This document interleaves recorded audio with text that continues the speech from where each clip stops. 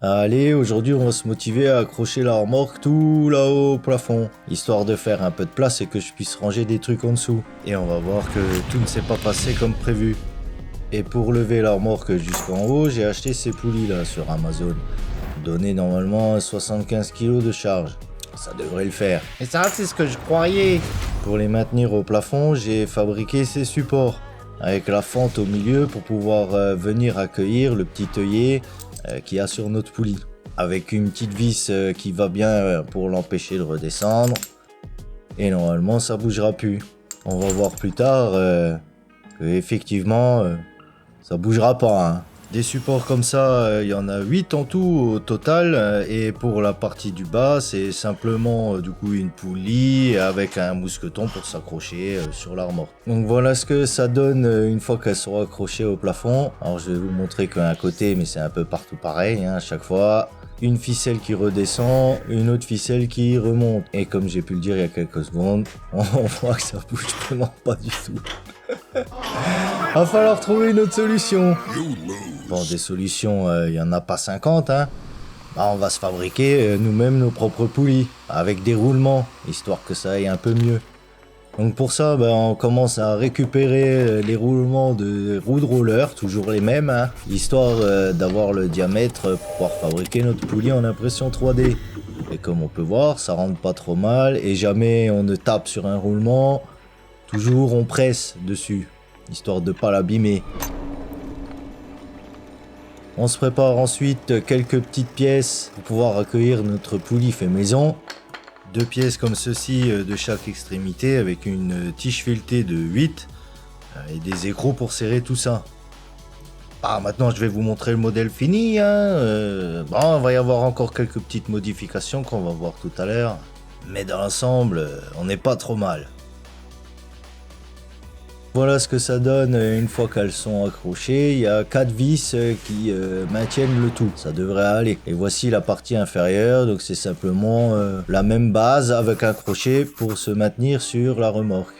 Pour bloquer la ficelle pendant la période de levage, histoire de pouvoir verrouiller la montée tout en replaçant nos mains sur la ficelle. Avec un petit ressort de rappel pour être sûr qu'à chaque fois ils reviennent bien comme il faut. Et je rajoute cette petite pièce là parce que j'ai peur qu'il y ait trop de contraintes sur la vis. Comme ça, elle sera maintenue des deux côtés et on est sûr qu'elle plie pas. Voilà le système mis en place avec une poulie qui renvoie vers les autres poulies de la remorque.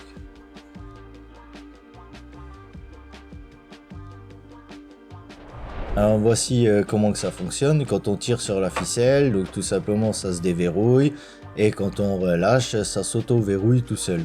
Donc ça c'est pas mal. Par contre pour descendre, ouais, faut que je me fasse un petit loquet là, parce que là c'est pas facile de passer le doigt derrière. Va falloir que je trouve un système un peu mieux.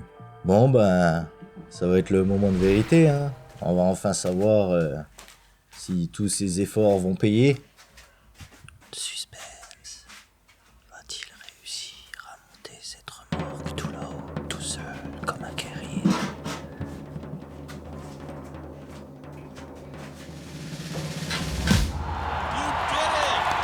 Ça lève en tout cas comparé à avant.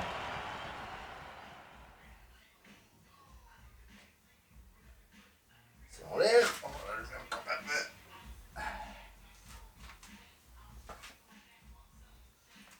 même.